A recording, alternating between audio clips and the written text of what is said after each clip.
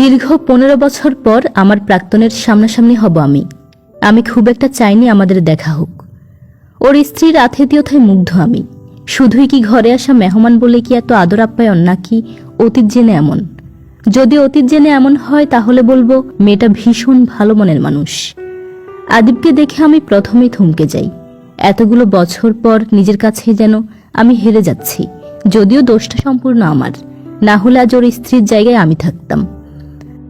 আদিব মিষ্টি হেসে হাসি মুখে আমার কুশল জিজ্ঞেস করল। আমিও উত্তর দিয়ে ওর খবর নিলাম।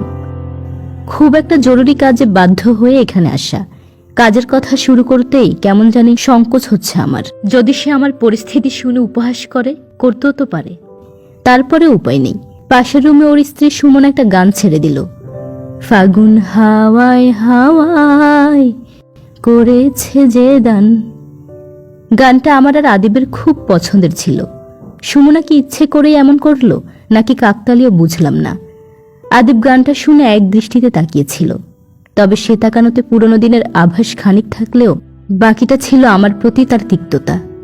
তবে সেটা বেশিক্ষণ স্থায়ী হয়নি, যেহেতু আমি আমার কাজের জন্য এসেছি ওর প্রফেশনের কাছে। আদিব বরাবরই খুব প্রফেশনাল, পড়াশোনার ব্যাপারেও তেমন ছিল। আমার বাসার সবার কথা এক এক করে জিজ্ঞেস করছিল আদিব। সবশেষে এসে থামলো আমার সংসারের কথায়। আমিও এক বাক্যে উত্তর দিলাম, সবকিছুর জবাবই পাবে। ওর সাথে আমার সম্পর্ক হয় অনার্স ফার্স্ট ইয়ার থেকে। দীর্ঘ 5 বছরের সম্পর্ক ছিল আমাদের। যদি বলি, আদিবই বেশি দুর্বল ছিল আমার প্রতি। নিম্ন মধ্যবিত্ত ঘরের ছেলে সে। আমাদের অবস্থা বেশ ভালো বলা যায়। যখন হুট করে আমি অন্য একজনের হাত ধরে নতুন জীবনে প্রবেশ করি আদিবকে ছেড়ে দিয়ে, তখন বুঝতে পারিনি নিয়তি আমার জন্য কি রেখেছে। তবে সেটা বুঝতেও বেশি সময় লাগেনি আমার। শেষবারের মতো আদিবের চোখের ভাষা আমার পরে যন্ত্রণার কারণ হয়েছিল হয়তো। আমার বাবার বাড়ির কথা বলতে বলতে সুমনা মানে আদিবের স্ত্রী চিংড়ি দিয়ে চাউমিন রান্না করে আনলো। হাসি মুখে বলল, আদিব নাকি এসব খাবার খুব পছন্দ করে। যদিও সে আমার পছন্দ জানে না, তাই সে আদিবের পছন্দের নাস্তা বানিয়েছে। আদিব তখনই রেগে গিয়ে বলল, কি বানাবে সেটা আমাকে জিজ্ঞেস করলেই পারতে একবার। না বলে এসব বানানোর কি দরকার? রাইমার চিংড়িতে অ্যালার্জি, ওসব খাবে না। রাগে মুখ লাল হয়ে আছে। ওর এখনো মনে আছে আমি কি খাই না খাই?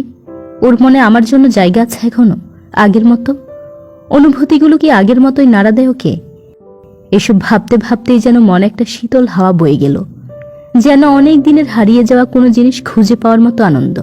জানি না এটা ঠিক কিনা, তবে নিজের জায়গাটুকুর অবস্থান আমাকে খুব শান্তি দিচ্ছিল। আমি পরিবেশটা সামলে নিতে বললাম, আমি এখন খাই, অ্যালার্জি নেই। কিন্তু এই কথায় ওরা দুজনের কেউই কান দিল না। সুমনা নাস্তা নিয়ে রান্নাঘরে চলে গেল নীরবে। আদিবকে ছেড়ে বিলাসী জীবনের স্বাদ নিতে বাবার পছন্দ করা ছেলেকে বিয়ে করি। প্রথম সংসার জীবন খুবই ভালো কাটে আমার। কিন্তু পরে আস্তে আস্তে আমার স্বামীর দৈনন্দিন জীবন আমার কাছে খুব খারাপ লাগা শুরু করে। হ্যাঁ, হাতের কাছে জীবন উপভোগ করার মতো সবই ছিল আমার। তবুও সুখ নামক শব্দের ঘাটতি হতে লাগলো প্রবল। বিয়ের পর প্রথমবার যখন দেশে আসি, সে আশাটাও আনন্দের ছিল না। আমার ভাইয়া ব্রেন স্ট্রোক করে হঠাৎই মারা যান। ভাইয়াকে শেষ দেখা দেখতে ছুটে আসি দেশে। আমার স্বামীও আসে সাথে সাথে। এখান থেকে যে আমার জীবনের চরম পতনের রূপ দেখা দিবে ভাবনার বাইরে ছিল আমার। আমার স্বামী দেশের বাইরে যেতে অনীহা প্রকাশ করে। আমি মনে মনে বললাম, ভালোই হয়েছে, দেশে নিজের পরিবারের সাথে থাকতে পারবো, কিছুটা শান্তি পাবো। কিন্তু সেটা সম্পূর্ণরূপে ভুল হলো। আমার ভাইয়ের মেয়ে ক্লাস 7-এ পড়ে, বোর্ডিংয়ে থেকে পড়াশোনা করে। বাড়িতে আমি, বাবা, ভাবি আর আমার স্বামী। আমার সাথে আমার স্বামীর দূরত্ব যেন আরো দ্বিগুণ ভাবে বাড়তে লাগলো। এর কারণ কি বুঝতে পারছিলাম না। একদিন একটা কাজে বাইরে থেকে এসে দেখি আমার স্বামী আর ভাবি ঘনিষ্ঠ অবস্থায়, যার জন্য মোটেও প্রস্তুত ছিলাম না আমি।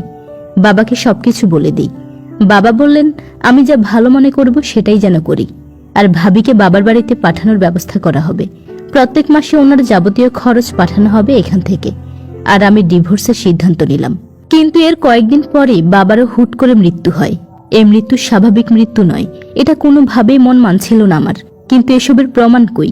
কি বা বলবো কাকে? কে বিশ্বাস করবে আমার কথা? এসব বলতে বলতে গলা শুকিয়ে আসলো আমার। পানি খেয়ে আবার বললাম, ডিভোর্স আমার ঠিকই হয়ে গেছে, কিন্তু আমার বাবার সম্পত্তি থেকে আমাকে বঞ্চিত করতে চায় ওরা। ভাবিও আর বাপের বাড়ি যায়নি। আমার চোখ ঝাপসা হয়ে আসলো।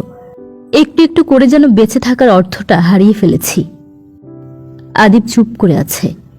আমি সব বলা শেষে ওর ঘরটা চোখ বুলিয়ে দেখছিলাম।